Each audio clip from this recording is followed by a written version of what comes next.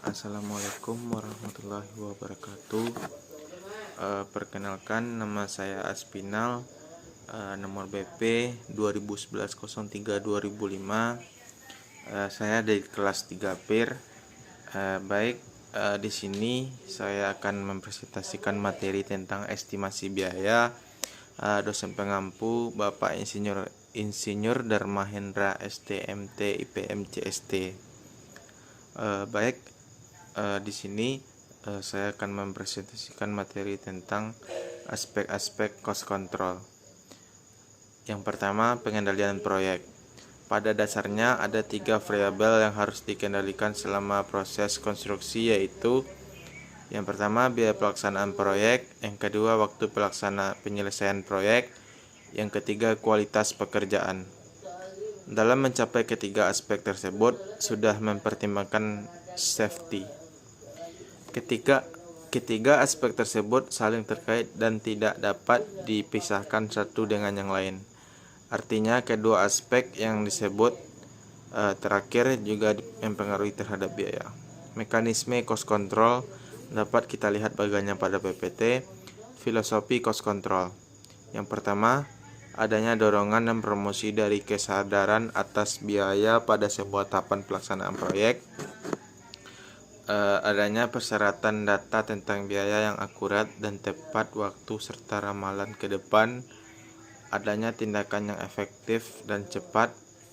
Definisi biaya. Biaya adalah sejumlah nilai uang yang harus dibayar atau dikeluarkan untuk memperoleh barang atau jasa yang diterima kepada pemberi jasa atau barang.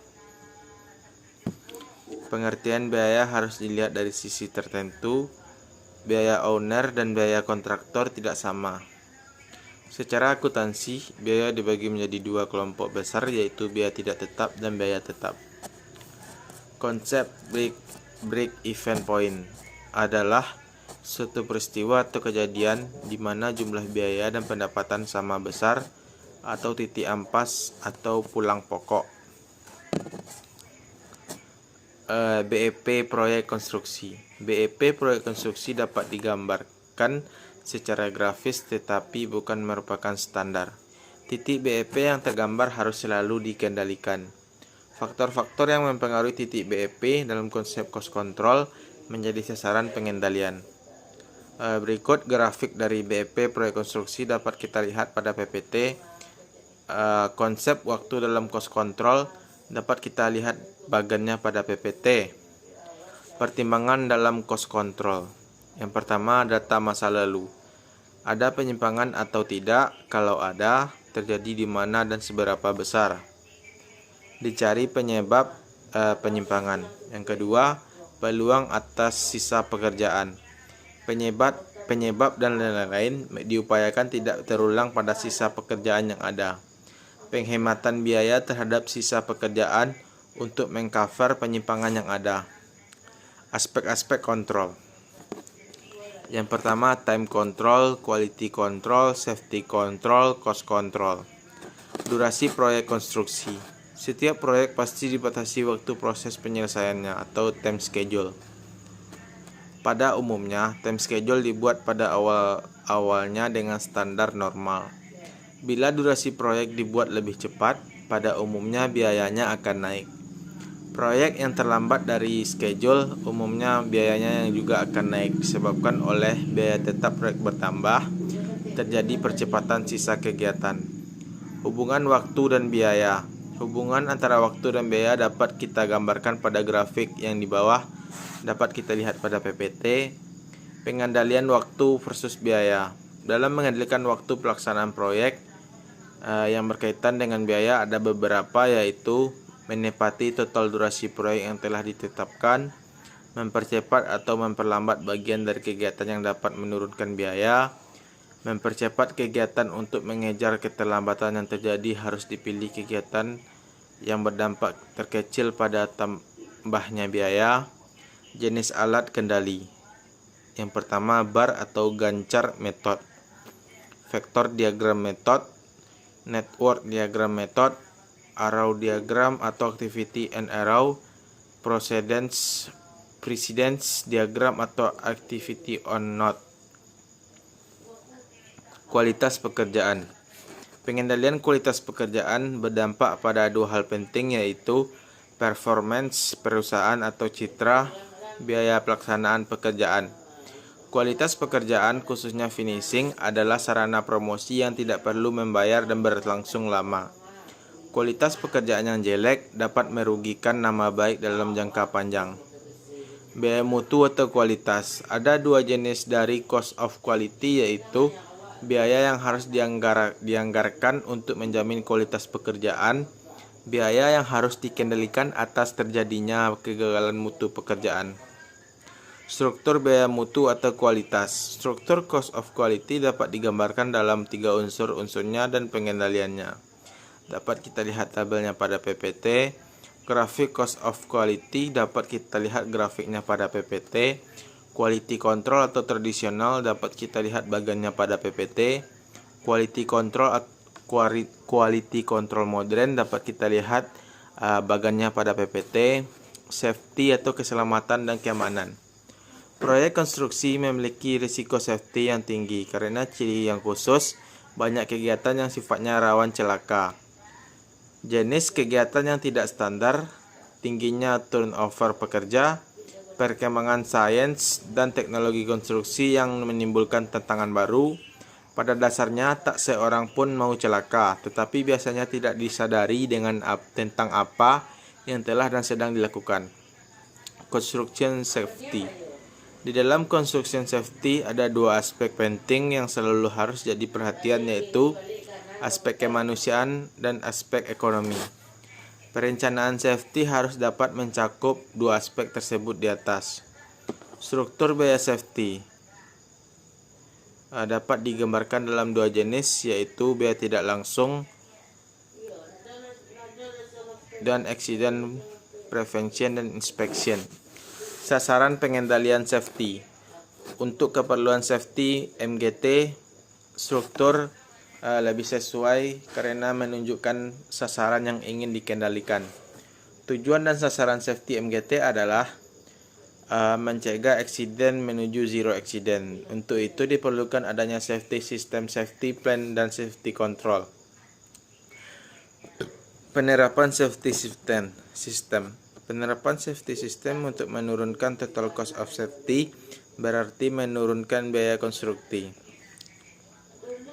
Secara grafis dapat dijelaskan dalam tabel yang di bawah dan dapat kita lihat pada PPT.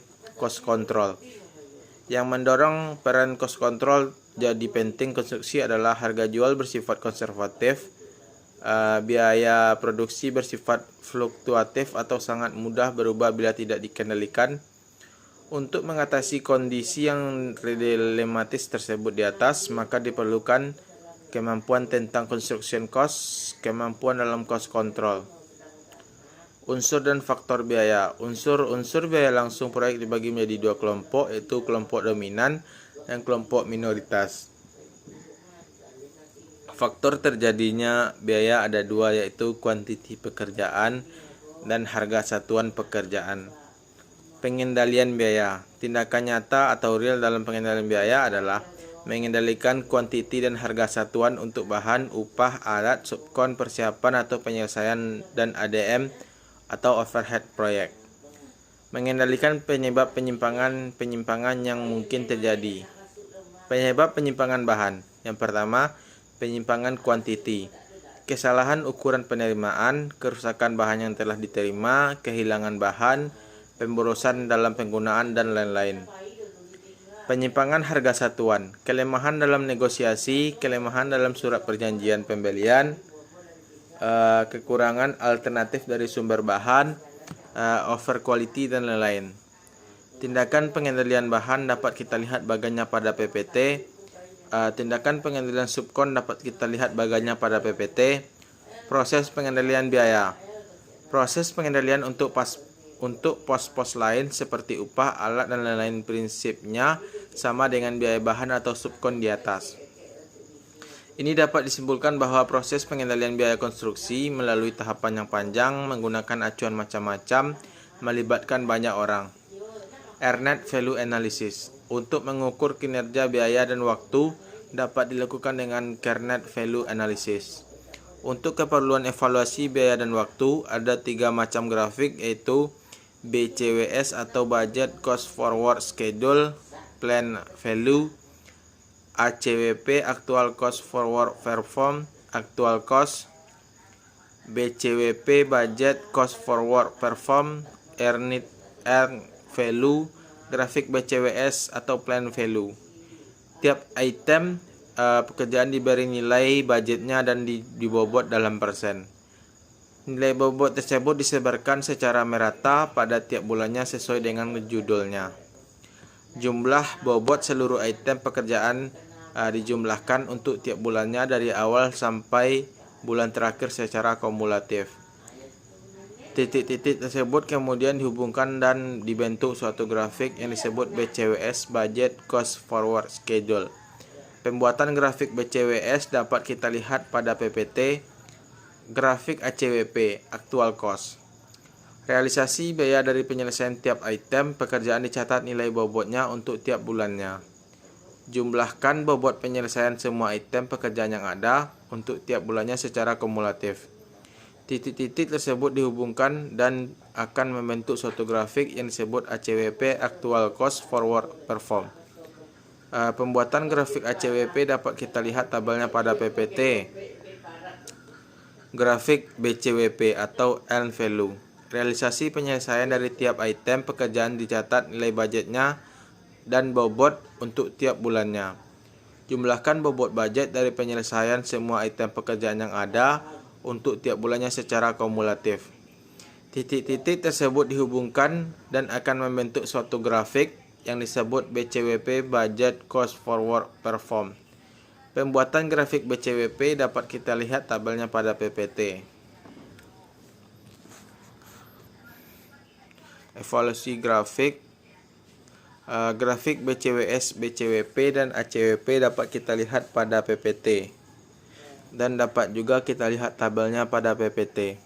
Contoh formulir cost control. Dapat kita lihat tabelnya pada PPT.